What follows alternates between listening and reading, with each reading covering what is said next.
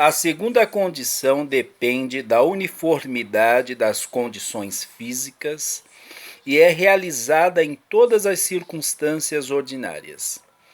Mas se aquele que fala estivesse cercado de instrumentos que fossem ressonantes quanto a certas notas, mas que não o fossem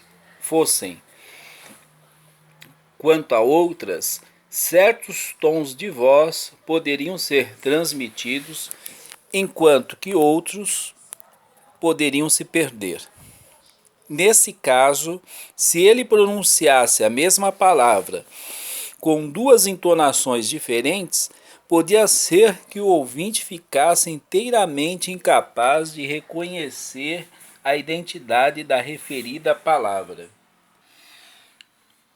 Assim, a eficiência da linguagem depende de numerosas condições físicas, Estas, porém, serão por nós consideradas como coisas já subentendida, a fim de que possamos passar o mais depressa possível às partes mais psicológicas de nosso tema. As palavras escritas diferem das palavras faladas por se tratar de estruturas materiais. Uma palavra falada constitui um processo no mundo físico, possuindo o elemento essencial de tempo-ordem, time order. Uma palavra escrita é uma série de fragmentos de matéria, tendo um elemento essencial de espaço-ordem, space order. Quanto ao que designamos como matéria, é uma questão que teremos de tratar mais adiante detidamente.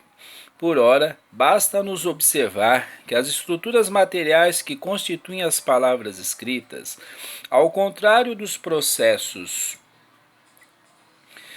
que constituem as palavras faladas, são capazes de permanecer durante longo tempo, às vezes por espaço de milhares de anos. Não se acham, ademais, confinadas a algum lugar, podendo-se fazer com que viajem pelo mundo. São essas duas grandes vantagens da palavra escrita sobre a palavra falada.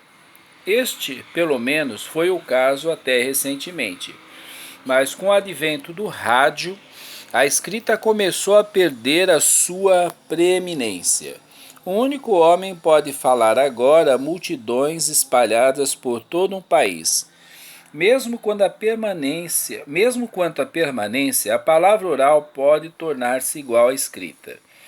Talvez tenhamos, em lugar de documentos legais, discos de gramofone com assinaturas orais das partes contratantes.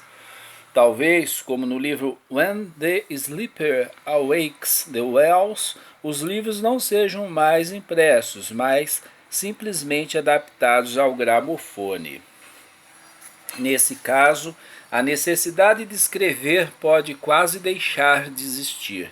Voltemos, porém, destas especulações para o mundo atual. A palavra lida, ao contrário da palavra escrita ou impressa, é tão evanescente quanto a palavra falada ou ouvida.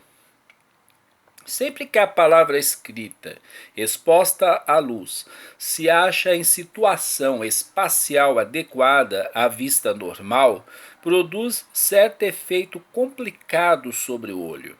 A parte deste processo que se verifica fora do olho é investigada pela ciência da luz, enquanto a parte que ocorre no olho pertence à óptica fisiológica. Verifica-se então um novo processo, primeiro no nervo óptico e depois no cérebro. O processo no cérebro é simultâneo com a visão. Se existe ou não outra relação entre ele e a visão, é uma questão sobre a qual tem havido muitas controvérsias fisiológicas. Voltaremos mais tarde a este ponto. A essência da matéria,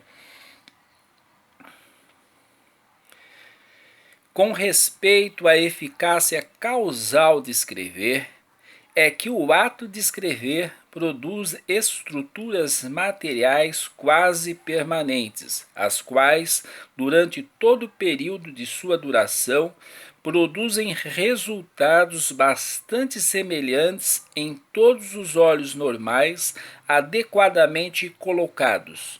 E como no caso da palavra oral, palavras escritas diferentes conduzem a palavras lidas diferentes, e a mesma palavra escrita duas vezes leva à mesma palavra lida. Verifica-se aqui novamente limitações evidentes.